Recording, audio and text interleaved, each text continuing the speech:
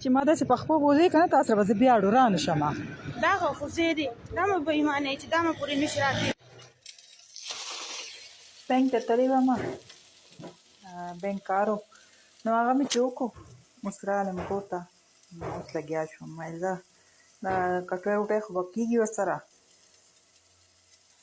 نو دا مې مشرخان له دغه جوړ کړو املیټ یو املیټ راله جوړ نه کړي ما ویل یاره نو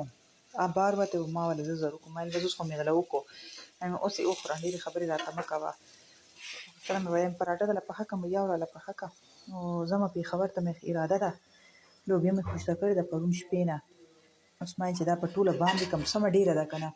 ما ویل زه نیم به کټوۍ پخه شي او نیمه به وله فریج کې کېږدم چې ځان له یې سره کوي دا لږ اسان وي که نه سړو ته چې دا دې کار دی اسان وي اور حامې مې راوغوښتې ما ویل به نورې خپله رالي خو بس زما قدرتي داسې عادت دی که نه چې زه چې ته ځم زه دونه بېچینه وم چې ما له سکون نه راځي ولې چې ما زه وایم چې دا کار به ورته څوک کوي بس دې خبرې ما ته ډېر زیات ټینشن وي چې دا کار به څه کېږي دوی به څه کوي ځان له ګورې دا نه دی ورسره بازار دی روټۍ هم ډېرې دغه هم ډېره څه ورته وایي کباب هم ډېر تیار هر څه ډېر میلاویږي خو بیا هم لکه انسان ته خو ټینشن کېږي که نه نو ما ته ډېر زیاته دې خبرې ټینشن کېږي زه یم چې وخت یې چې دوی عاجزان به څه کوي چې دوی به ورتلی بیا څه خبره نه وه خو دوی له ورځي نه کار کول هغه شانتې ورځي نه خیر دا یو خو پکې تکړه دی ځان له لګیا شي دغه مو کړي نه خیر ځان وي خېټې لاره هر څوک ډېره ښه پېژني تاسو ما ته په کمنټ کې وایئ چې ته د کچن نه بل کار نشته یاره نو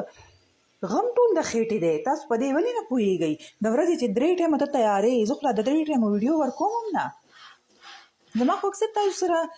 د سحر او کله کله د سره د شپې ویډیو شیر کما نور خو تاسو سره دومره زیاتې ویډیوګانې د کچن نه شیر کوم دې منځ کې چې څه څونه د غرمې کار وکړم که نه هغه پکې زه نه ورکوم د ورځې چې کم کار وي اکثر هغه زه سکیپ کړم او په دې کې هم تاسو لا داسې راته وایي چې ستا کار کچن کې ډېر دی خیر بینک پورې چې تللی م هغه ویډیو دی ویډیو کې لاسټ کې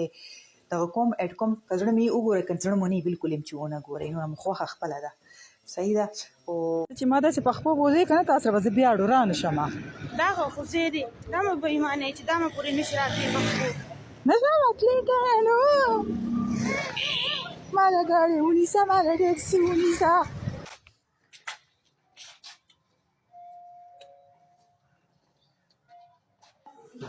زه ورځه خپل کور ته په مخه دې ښه چې زه اوس کچن ته نه ځم د کټوۍ غم وکړم ځان سره مې روړه سبزي قسم دی چې ځان سره مې الوګان هم راواغسته